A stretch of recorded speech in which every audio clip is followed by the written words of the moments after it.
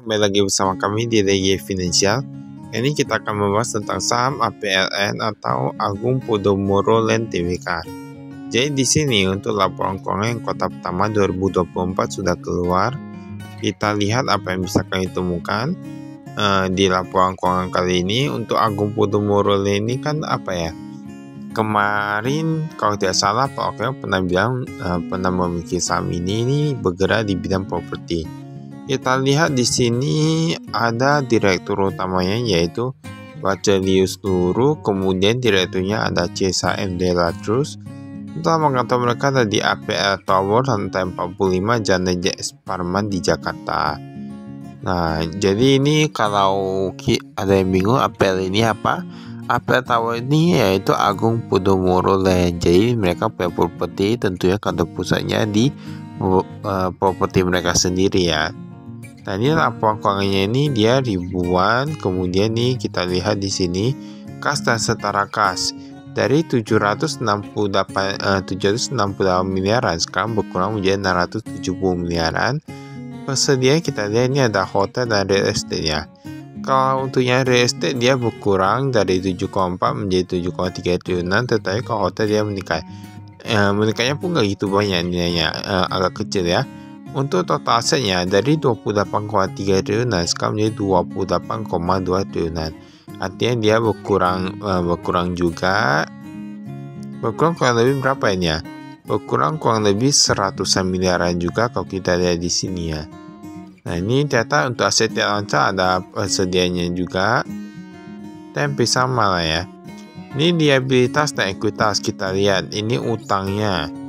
Utang yang pihak berelasi. Wah, ini gak gitu banyak. Oke. Yang pihak ketiga gak cukup banyak. Dari 1,7 triliunan menjadi 1,79 triliunan. Untuk hutang jangka pendeknya dari 8,5 triliunan sekarang menjadi 8,51 triliunan. Dia agak sedikit menurun.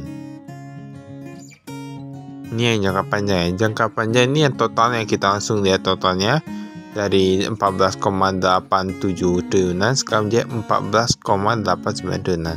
Berarti dia meningkat. Tapi menurut kami untuk yang perusahaan properti walaupun hutangnya meningkat itu masih oke-oke saja. Mengapa? Karena memang perusahaan properti dia membutuhkan dana gitu loh. Jadi dia pinjam, dia pakai, bangun, baru dapat uang. Nah, rata-rata kayak gitu. Jadi menurut kami masih oke-oke saja. Kalau yang perusahaan properti ini 13,4 triliunan menjadi 13,3 triliunan. Untuk ekuitasnya mereka ada penurunan untuk yang ekuitasnya dan liabilitasnya meningkat.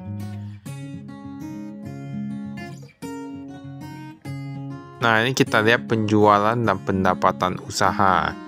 Dari 1,15 triliunan sekarang tersisa 700-an miliaran. Dia sedikit menurun.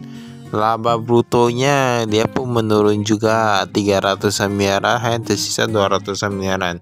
Tapi kalau kita lihat di sini, ini dari untung dia rugi ya. Dari untung 126 miliaran sekarang menjadi rugi 100 miliaran. Nah, ini ada beban penjualan kita lihat. Semua rata-rata kayak gitu, kayak gitu beda jauh sih. Mungkin penyebabnya karena penurunan penjualan itu sendiri sehingga labanya itu menjadi rugi.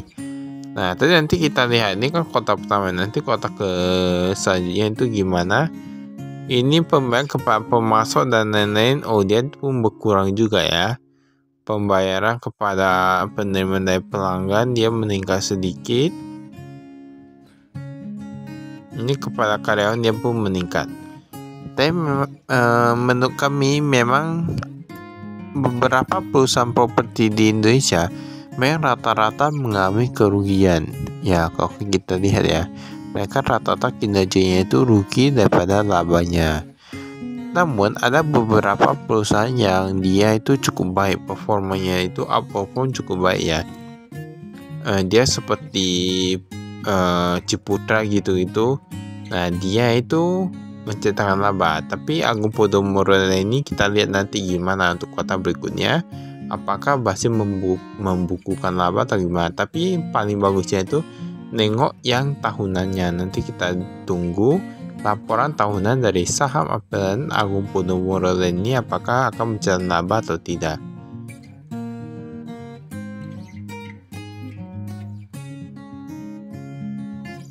Nah, ini kita lihat di sini, ini ada kasnya. Oh, ternyata mereka teka untuk yang kas di tangan ada dolar Singapura juga, tapi gak berubah ya. Ini kayaknya hanya untuk simpan atau gimana, 12 ribuan.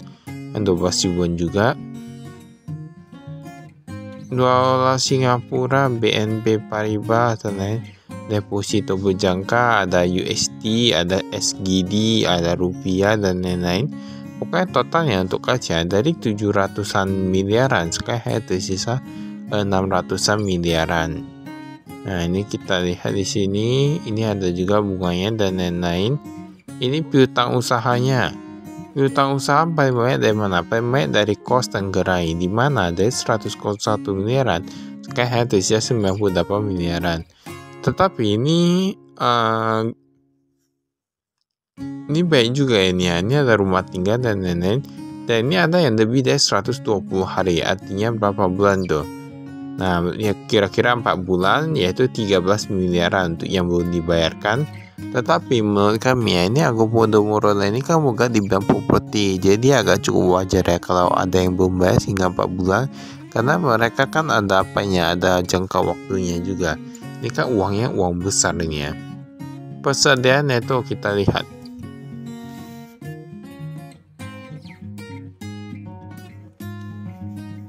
Nah, ini kalau yang hoteling dia meningkat juga ya. Dia meningkat apalagi yang perlengkapan makanan dan minuman dari 7,1 miliaran sekarang menjadi 7,8 miliaran. Persediaan aset real estate ada juga.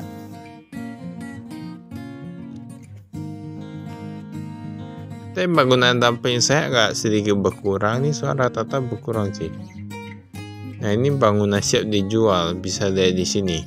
Ada The Paku Buwono Spring.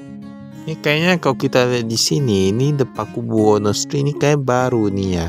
Mengapa? Karena mereka paling banyak dari 229 miliaran sekarang menjadi 220 miliaran.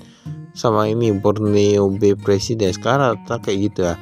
Ibaratnya sebuah properti kalau persediaannya itu makin banyak, berarti kan dia banyak yang belum laku. Nah, jadi mereka biasanya masih baru atau proyek itu mangkrak atau gak laku gitu-gitu lah ya. Di sini ada bangunan dalam penyelesaian. Ada Podomoro City dari Medan. Nah, ini ada real estate juga. Bangunan dalam penyelesaian, ada Borneo Bay Residence. Nah, ini Borneo Bay data yang masih belum selesai ya. Tanah yang sedang dikembangkan, kita lihat pengembangan tanah dan lain-lain.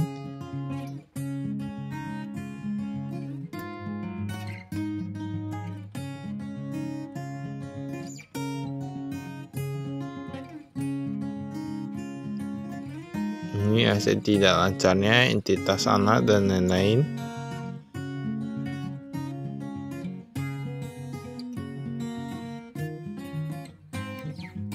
Nah, ini kalau kita lihat di sini, ini ada aset keuangan lainnya ya. Aset keuangan lainnya FVOCI, investasi saham. Nah, ini hampir sama nilainya, rekening bank yang dibatasi penggunaannya dan lain-lain. Deposito berjangka ada juga. Ini investasi.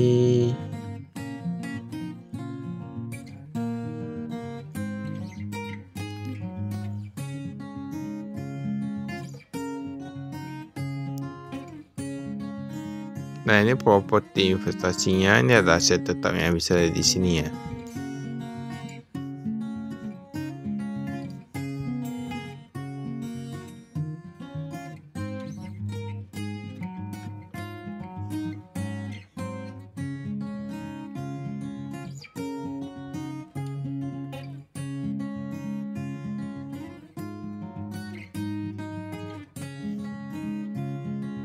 Nah, ini kita lihat.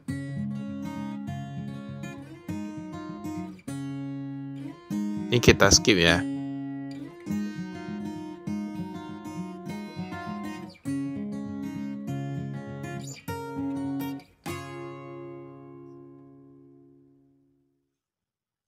Oh, di sini ada dijelaskan tingkat kenaikan gajinya itu 5-8%. Jadi untuk tingkat kenaikan gaji itu kita gak bisa bilang kalau berarti ini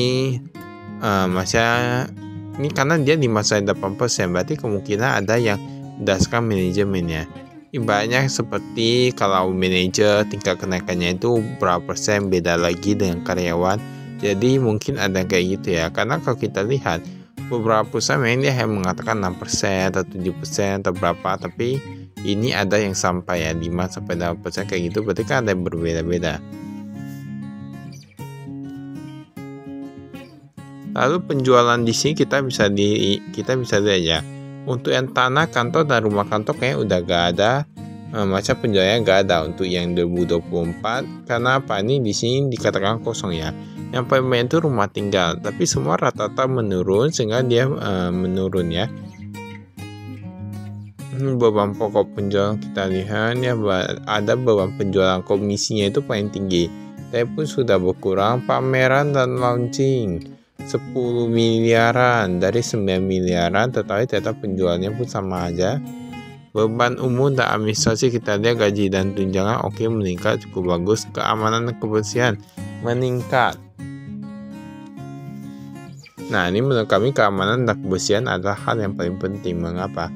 Karena kalau kita membangun sebuah proyek tetapi keamanannya kita tinggal gak gitu aman, kemudian kebersihannya kita tinggal juga jadi agak jorok, itu kan berarti membuat penghuninya kurang nyaman ya. Itu akan membuat sebuah citra yang agak memburuk di mata masyarakat. Jadi memang semuanya itu perlu dijaga. Tentu saja biayanya itu akan semakin tinggi dari tahun ke tahun karena kita tahu inflasi juga dan lain-lain.